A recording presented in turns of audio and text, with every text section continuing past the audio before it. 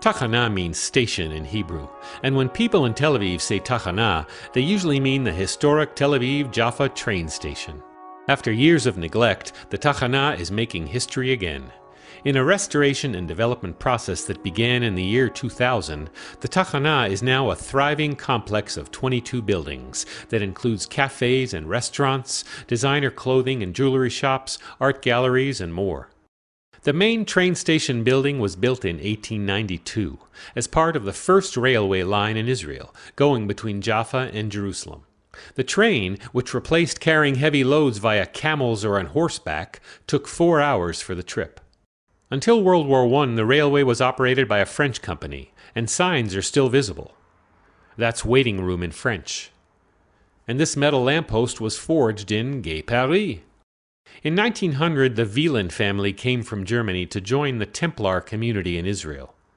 Right behind the station is where they decided to put their home and building materials factory, to be conveniently close to the trains. The stately home where the family of 12 lived, called the Villa, now has several clothing boutiques on the ground floor, and a bar and open-air restaurant upstairs. Far off you can see the hill of the old port of Jaffa, with the tower of St. Peter Church. The Wieland factory building currently houses an exhibit by Israeli artists. Here the Wielands manufactured their floor and roofing tiles, decorated cinder blocks, balustrades, and other building materials. The original tile floor is still here, as well as the massive hardwood roof beams brought from Germany.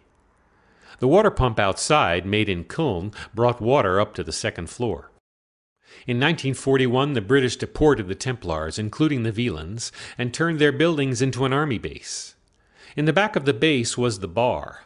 During restoration, colorful remains of murals, almost in cartoon style, were uncovered on the former bar walls, now a jewelry store and a boutique. One of my favorite exhibits currently in one of the warehouses is public art curated by the Jerusalem-based Inspire Collective, with energetic, graffiti-influenced art from Israel and around the world. After over 50 years of lying fallow, in 2000 the meticulous restoration began. It was co-funded by over $25 million from the Tel Aviv-Jaffa municipality and local developers. Still planned are areas for children's activities, music, and live shows.